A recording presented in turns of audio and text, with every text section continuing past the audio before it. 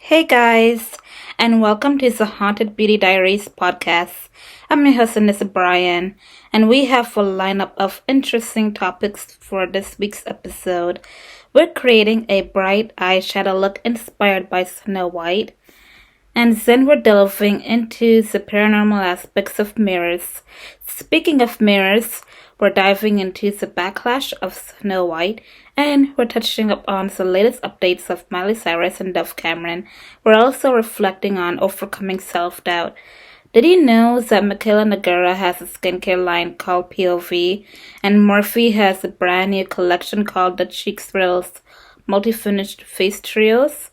I hope you enjoy the list. Please stay tuned till the end to see the results of my makeup look, and don't forget to like, comment, and subscribe to my channel. Click the notification bell so you'll never miss a video. Engaging with the content helps push my channel out on the platform. Thank you for your support, and let's get started.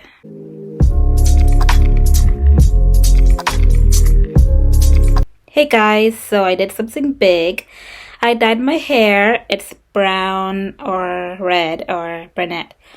I'm not even sure. I wanted red, but it turned out more auburn or brunette than expected. Either way, I'm really happy with the results.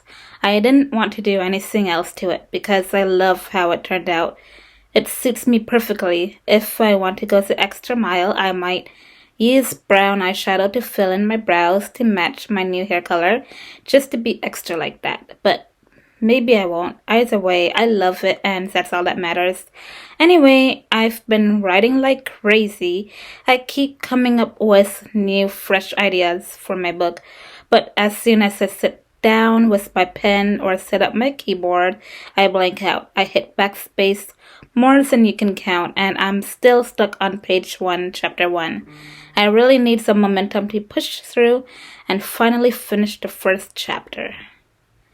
Lately, I've been motivated to just write, no stopping, no backspacing, because it's only a draft, but I think I'm too focused on the results and the after part. I end up editing while I write, trying to perfect every sentence. I want the grammar and punctuation to be flawless. A lot of my teachers in middle and high school told me my grammar needed work, and I've carried that with me, but I'm not going to let that stop me from writing. I did want to improve my skills and learn to write better, but honestly, it's taken the fun out of it. That's probably why I haven't made much progress with my projects. I get distracted easily when I can't figure out what to write for the first page of my book. I jump to another project, like working on a podcast episode script or writing a blog post for my pop culture site. Speaking of the podcast, I want to start a new segment where I narrate listener stories. So if you've had a paranormal or supernatural experience, email me at thehauntedbeautydiaries@hotmail.com.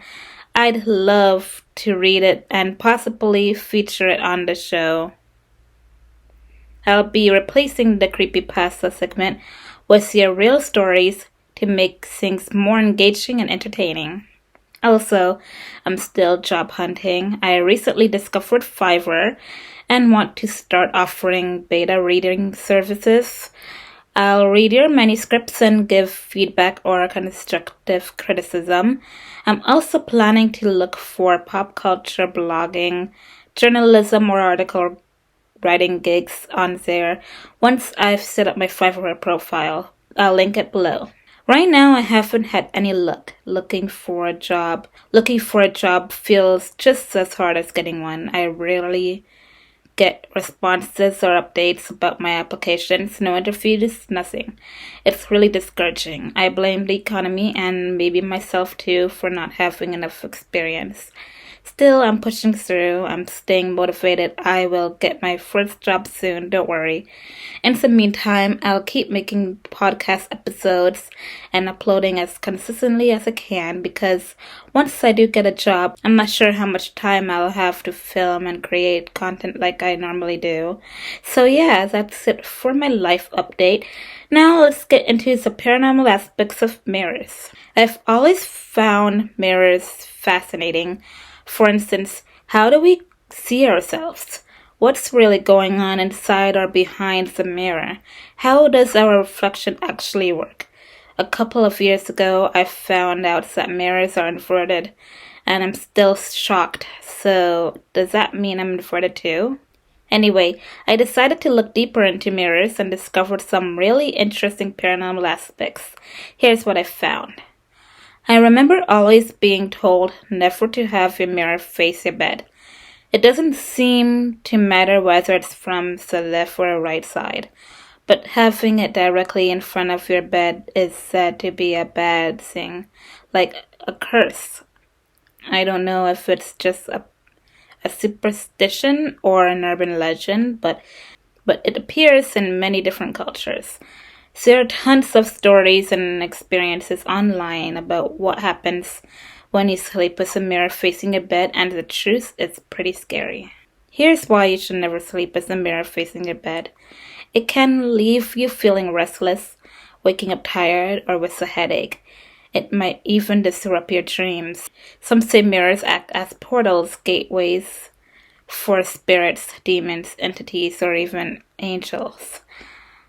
There's a term called sleep paralysis where you can become conscious during a dream, aware that you're dreaming, and can travel between worlds. But if you drift too far, you may lose track of your physical body and get stuck in the spirit world. Some even report vivid nightmares that feel disturbingly real. Mirrors also reflect light and movement, which can create a sense of unease, making it harder to fall or stay asleep. So what if you can't move your mirror? The smart thing to do is cover it at night. Use a blanket, preferably a dark, not see-through one, for protection. Some people also say you can put a symbol on the mirror to lock it. So that leans into ritualistic practices. For example, some mention using a pentagram or other symbols. I don't personally condone this, but it's worth noting. There's also a belief that mirrors shouldn't be placed at the entrance of your home. I have a mirror to the left side of my bed, so yes, I can see myself while sleeping, but it's mostly covered by stuff like clothes, photos, and random clutter, so I don't think it counts. My room is small, and the mirror is big, so I had no other place to put it. At the entrance of my house, there's a mirror on the left side, not directly facing the door. I also have one facing the stairs, but at the top and bottom, but again more to the sides and centered. I'm not sure if that's a bad thing, like with bedroom mirrors. Ultimately, mirror placement is up to personal preference. They can make small spaces look bigger and reflect light, creating a calming vibe and a nice aesthetic. I could definitely dive deeper into this topic, so let me know in the comments if you'd like a full segment focused on the paranormal aspects of mirrors. This was just the most common one I came across, so I decided to start here.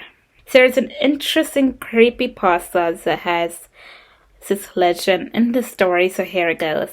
Here's why you should never sleep with a mirror facing your bed. They had a long day, stayed in school until 8 because they failed a math test and had to take extra lessons. They were freaking tired. Their parents were on vacation for a few days, so they was home alone. They remembered their mother buying a circular mirror from an auction.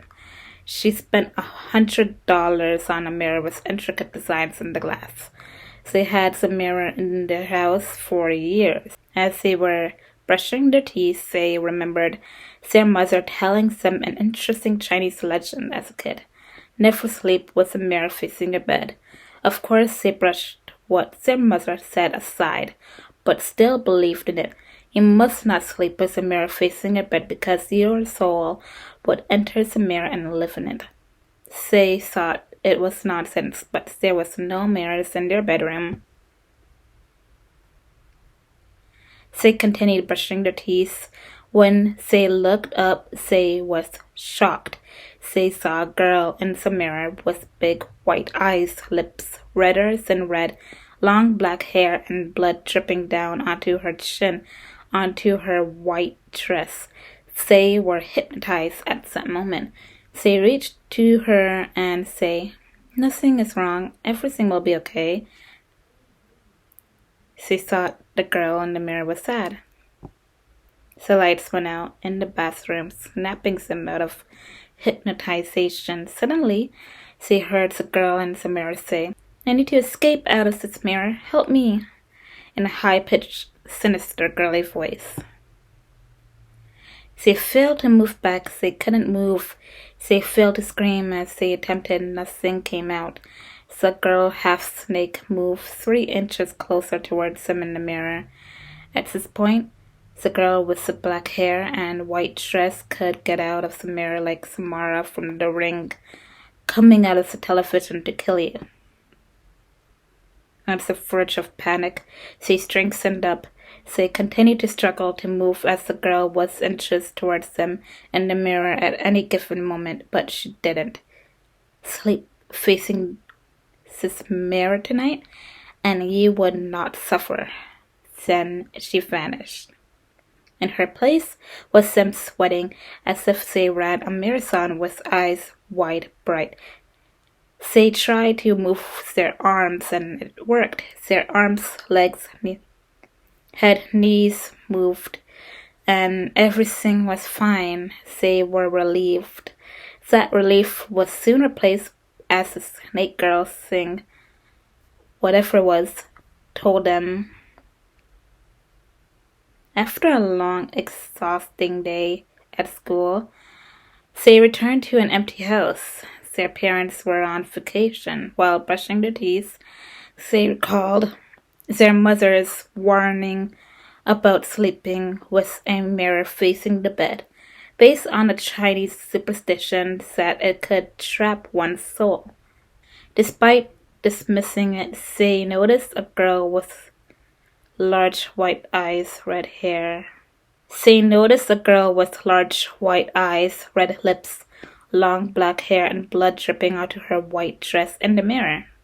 Hypnotized, they reached out to comfort her, believing she was sad. Suddenly, the bathroom lights went out, snapping them out of the trance. The girl in the mirror pleaded, "I need to escape out of this mirror. Help me," in a high-pitched, sinister voice.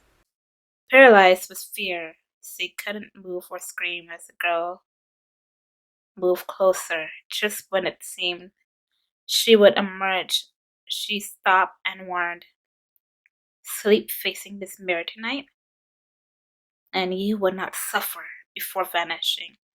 Terrified, she decided against sleeping facing the mirror and went to bed. The next morning, she woke up in a hospital, learning that part of their house had burned down during the night. Strangely, the circular mirror remained unscathed. Believing the mirror brought bad luck, their parents decided to sell it, leaving them deeply unsettled and reinforcing the superstition's warning. Ooh, chilling. I know the truth of sleeping with a mirror facing your bed, and hopefully this lesson will teach you to make good decisions when placing a mirror anywhere in your house.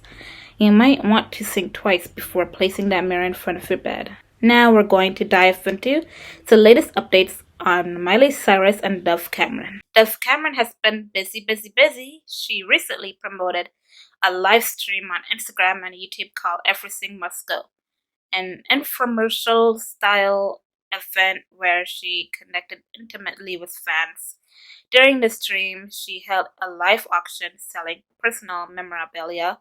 From the start of her journey, she literally sold everything and performed new songs from her upcoming still unnamed album. Dove also graced the cover of Grazia magazine looking unreal. She wore elf ears, a fitted black outfit, and gold jewelry. Her makeup, a stunning soft glam, natural glowing. She looked like an ethereal goddess, giving fairy tale folklore, anime fantasy vibes. She's been doing tons of press lately, appearing on multiple podcasts to promote her album, and one of them she opened up about the pressure she faced to come out after being accused of queerbaiting, even though she wasn't. Honestly, I hate that happened to her. I get where she's coming from. No one should feel forced to explain their identity or come out before they're ready, but since it blew up online, I guess she felt she had to. Anyway, on to the latest updates on Miley Cyrus. First, let's talk about Miley Cyrus's new social media profile picture. It's unsettling, honestly. I couldn't even recognize her at first. She's covered in silver and gold feathers, the background is dark, and her expression is completely serious. The lighting is harsh and overexposed. There's just too much going on in that one image. She's centered in the photo with a flash behind her, blending into the shadows like a bedazzled bird. I'm not saying it looks demonic, so don't quote me, but from far away, it literally just looks like a dark photo of a bird. Is this new era for Miley? Yeah, I think she's going through another phase. Her new album, Something Beautiful, drops May 30th, 2025, under Columbia Records. She always goes big with the trailer. It's giving ain't no budget when I'm on the set.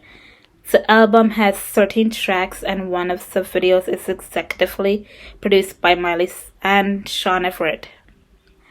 Something Beautiful isn't just an album, it's a full-on film. Because let's be honest, every music video now is a short film. The visual part is coming in June. She started promoting the project 3 weeks ago. I haven't done a full listen yet, but the song End of the World stood out. The video's out. I haven't seen it, but I caught the track on the radio, and it's so good from what I've heard. She's in a green outfit with orange gold lighting, performing with a drummer. So that's all I have on Miley Cyrus and Dove Cameron for now. Now let's get into the Snow White backlash. Here's my take. I know the drama has died down a bit, like I haven't seen anyone talk about it recently, but I still feel like now's the perfect time to share my thoughts. I've been debating whether I even want to watch it. Is it the bad acting, some media backlash, or both? I honestly don't know. First off, I had no idea who Rachel Zegler was until this remake was announced. She made headlines when she said she hated the original Snow White and that the remake wouldn't be like the 1937 classic. The vibe was feminist, but not in a good way. The film flopped. The reviews were bad. The media coverage was worse. If you search Snow White 2025 on TikTok, you'll see videos of empty movie theaters, no matter the time of day. People were leaving halfway through asking for refunds. Some went just to laugh at the drama. Bad press is still press, I guess. Gal Gadot plays the Wicked Witch, and I didn't know who she was either before this. Maybe I've seen her in something before, but her name didn't ring a bell. Then it got political. Rumors spread that Rachel Zegler and Gal Gadot didn't get along. Zegler is pro-Palestine, Gadot is pro-Israel. That created even more division.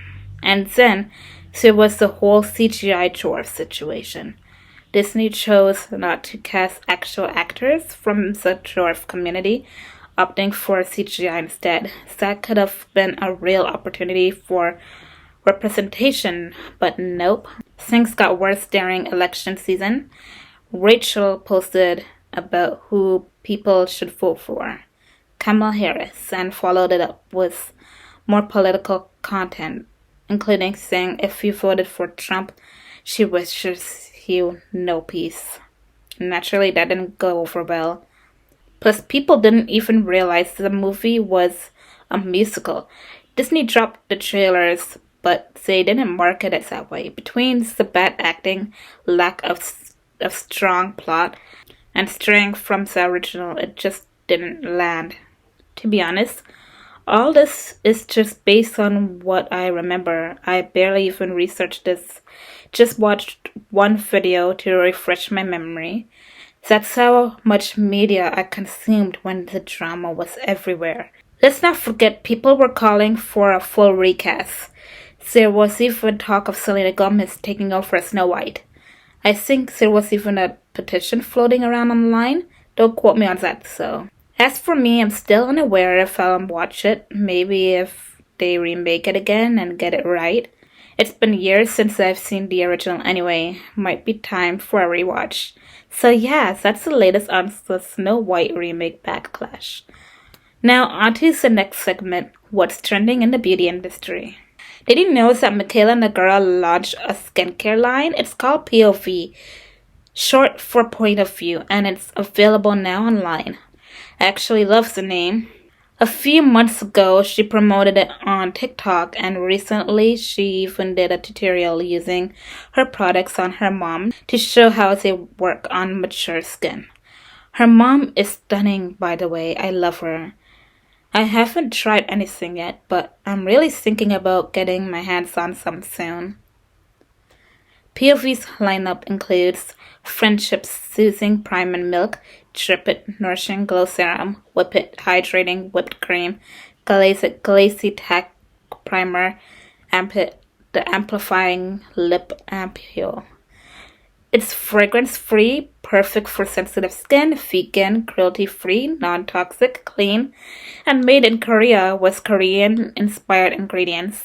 It's also dermatologist approved and available now at POV.com.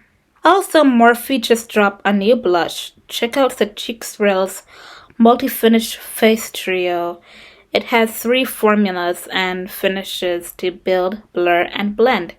Available in multiple shades for all skin tones. You can shop it now at Morphe.com. Now let's shift gears and reflect on something a little deeper. Overcoming self-doubt. How do you overcome self-doubt? Well, to be honest, I don't even know how to fully answer that.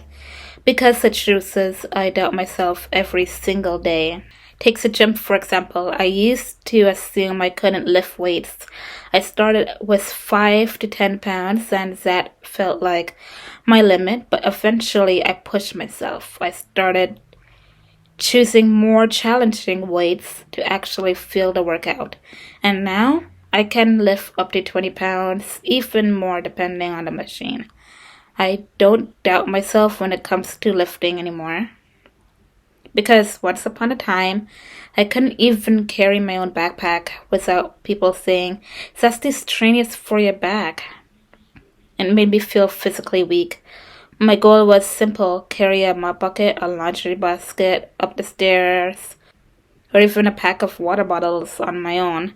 And now I can. Same goes for makeup. I used to look at complex SFX or detailed face paint and think, that's too much. I can't do that.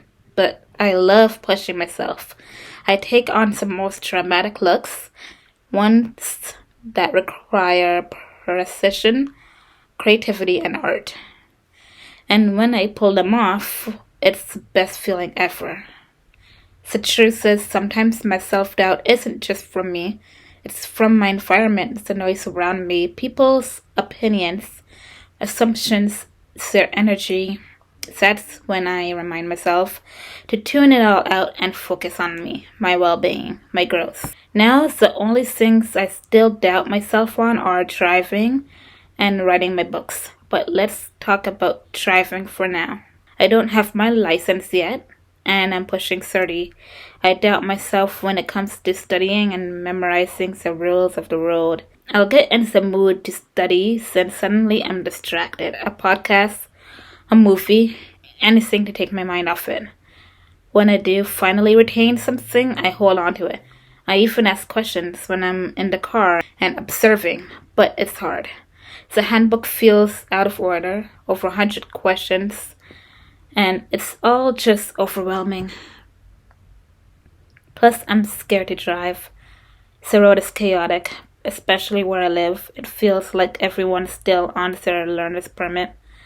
That fear, those thoughts, they really take over. So yeah, I doubt myself all the time, but if there's one thing I am learning, it's this.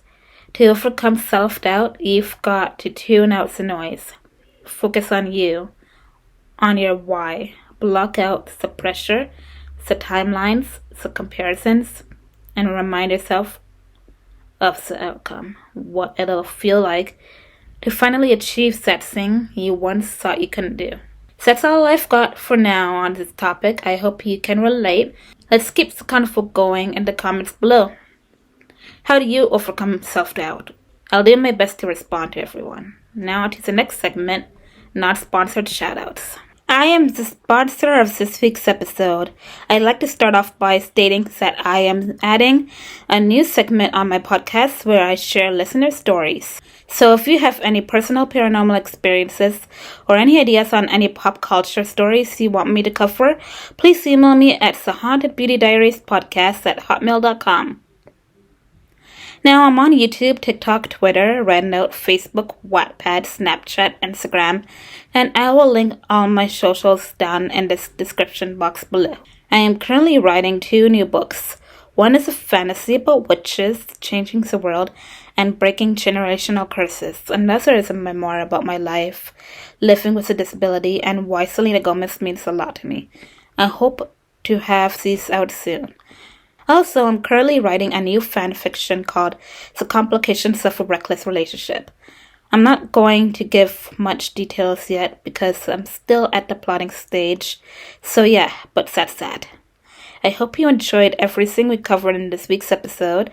I know I was a little late with uploading, but a lot was going on. So yeah, this is a non-sponsored shout-out segment. Next week, we're going to reflect more on overcoming self-doubt. So yeah, guys, that's it for this week's episode of the Haunted Beauty Diaries podcast. I'm your host, Anissa Bryan. We talked about the Snow White backlash. We delve into the latest updates on Miley, Cyrus, and Dove Cameron. And we dive into the paranormal aspects of mirrors, along with the thrilling creepypasta inspired by the urban legend we covered. We also discussed how to overcome self-doubt, and I really hope you loved the makeup look I created. I love how it turned out. If you stayed until the end, comment, "Mirror, mirror on the wall, I'm the fairest of them all." So I know you stayed until the end. Don't forget to like, comment, and subscribe to my channel. Thanks for watching. Bye.